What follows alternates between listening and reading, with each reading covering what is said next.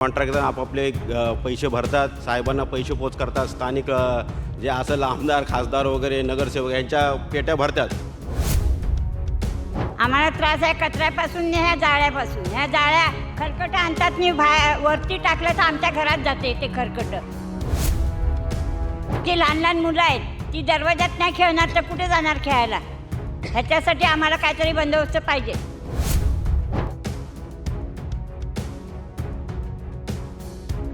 लोकमत मुंबईमध्ये आपल्या सगळ्यांचं स्वागत. मी चिन्मय जगताप. आज मी आहे असल्फामध्ये आणि या ठिकाणी पाहायला गेलो तर इथे इतकी अस्वच्छता आहे, इतका कचरा या परिसरामध्ये झाला आहे की इथले नागरिक राहतात कसे हा प्रश्न तुम्हाला पडेल. आणि या नागरिकांशी आपण बोलतो आहे, त्यांची समस्या जाणून घेतो आहे आणि नक्की हा जो कचरा झाला आहे तो कोणामुळे झाला आहे आणि या ठिकाणी हा जो कचरा आहे त्यामुळे त्यांना नक्की काय त्रास होतो आहे हे आपण जाणून घेतो आहे. या चर्चेला सुरुवात करतो आहे. तुम्हाला काय होतं आहे? आम्हाला त्रास आहे कचऱ्यापासून ह्या जाळ्यापासून. ह्या जाळ्या खरकट आणतात, मी वरती टाकलं तर आमच्या घरात जाते ते खरकट. आणि दुसरं गोष्ट ह्या जाळीचा त्रास आहे आम्हाला आणि कचऱ्याचा त्रास आहे. आमची लहान लहान मुलं आहेत, ती दरवाजात नाही खेळणार तर कुठे जाणार खेळायला? ह्याच्यासाठी आम्हाला काहीतरी बंदोबस्त पाहिजे. अच्छा. आणि याविषयी जे स्थानिक नगरसेवक आहेत किंवा कोण ते काय आले होते इथे? कोण नाही येत, कोण नाही येत. कोणी नाही येत आमच्याकडे. असं आम्ही कंप्लेंट केली तर येतात. आम्ही कंप्लेंट केली ना तरच येतात आणि साफ करून जातात. ते पण वरचीवर करून अगं, जातात. नगरसेवक कोण येतात का? नगरसेवक कोण नाही येत तिकडे. कोण नाही येत? नाही. आणि आमदार वगैरे कोण सुद्धा नाही येत. आमदार नाही, नगरसेवक नाही, कोण नाही येत. मुख्यमंत्री येऊन गेले. मुख्यमंत्री येऊन गेले एकनाथ शिंदे कधी माग मागे तेव्हा साफसफाई केली होती का? तेव्हा केलेली तेव्हाच केलेली तेवढी. तेवढी नगरसेवक साफसफाई. आहे ना ते. कोणी यायचं असले ना तेव्हा साफ करून जातात. म्हणजे इथे यायचं असले ना कोण नगरसेवक किंवा मंत्री बिंत्री आले ना तरच साफ करून जातात व्यवस्थित. आम्हाला नाही. इथे कचऱ्याच्या साईडला ना ग्रिल बसून पाहिजे. कसं आमच्या लहान मुलं, आमचं कधी लक्ष नसतं, मुलं तिकडे जातात, कधी पडलं एखादं तर काय कुणाचं काय हे बोलू शकत नाही आपण. आणि मेन म्हणजे ना गटर काढायला कोणी येत नाही.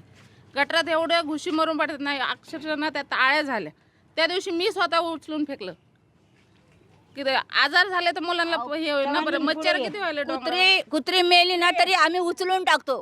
किडे पडतात ते उचलून आम्ही टाकतो. कुत्रं मेलं तरी. नाही खरं दादा, एकदम लय त्रास आहे. कमीत कमी 40 वर्ष झालं माझा जन्म झाला आहे, तेव्हापासून मी बघतोय की या ठिकाणी आहे ना, बोलतात ना एक हागणदारी मुक्त म्हणून असं झालंच नाही. कधी राजकीय पुढारी यायच्या टायमाला साफसफाई वगैरे करतात, नाही तर कधीच करत नाही. माझ्या म्हणण्याप्रमाणे फक्त आम्ही कधी दत्तक वस्तीवाल्याला फोन लावला तेव्हा, आज फोन लावला तर त्याच्या 15-20 दिवसांनी येतात, तेव्हा थोडाफार कचरा काढतात, नाव पुरतं जातात.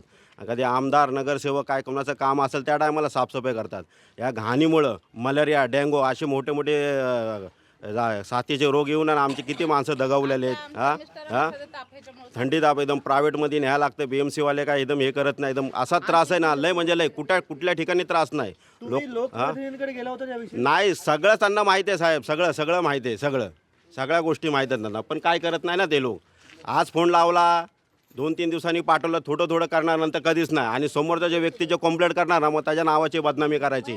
मला ह्यानी हे नाही केलं, त्यांनी ते नाही केलं, ह्याच्या नावाची बदनामी करायची. आणि BMCने इतकी मोठी दत्तक वस्ती योजना वगैरे काढलेले ना, त्याचा काही फायदा नाही, काही नाही म्हणजे काहीच नाही. जे कॉन्ट्रॅक्टर आपापले पैसे भरतात, साहेबांना पैसे पोच करतात, स्थानिक जे असेल आमदार खासदार वगैरे नगरसेवक यांच्या पेट्या भरतात.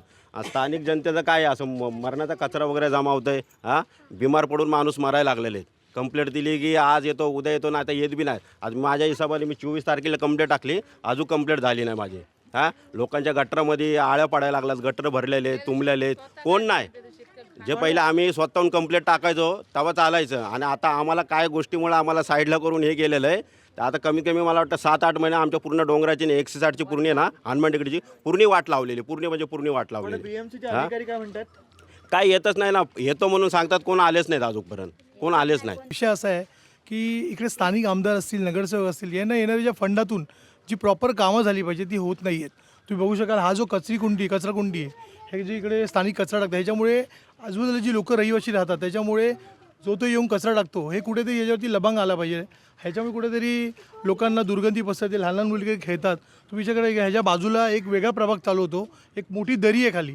एखादा लहान मुलगा पडल्यानंतर तो तुम्हाला प्रशासनाला जाग येणार का? मध्यंतरी इकडे जेव्हा मुख्यमंत्री एकनाथ शिंदे आले होते तेव्हा पूर्ण साफसफाई केली गेली. म्हणजे तो असं ना, जेव्हा कोणतरी येणार तेव्हा साफसफाई करायची. मला असं वाटतं की डेली बेसवर इकडे महानगरपालिकेच्या अधिकाऱ्यांनी लक्ष दिलं तर कुठेतरी हा जो प्रभाग आहे, माझ्या प्रभागामध्ये जो विभाग आहे, हा स्वच्छ राहील. कारण इकडे जी लोकं आहेत हे पुन्हा घर घेऊ शकत नाही पैशाने, कारण इकडे 50-40 वर्ष लोकं राहतात. ह्यांचाच विभाग तुम्ही नीट आणि स्वच्छ करून द्या. आता येणाऱ्या महानगरपालिकेचे इलेक्शन येते, त्याच्यामध्ये तुम्ही कुठेतरी नवीन आश्वासन देणार, कामं करणार. जे दिलेले 2-2, 3-3 करोड 5 वर्षानंतर जे फंड भेटले त्याचा उपयोग करून मग त्याचा उपयोग फंडाचा केला काय? एकंदरीतच काय पाहायला गेलं तर ही समस्या अतिशय भीषण आहे. खरंच सांगतो, जर मी बोलायचा प्रयत्न केला तर मला बोलताही येणार नाही, इतकी दुर्गंधी इथे आहे.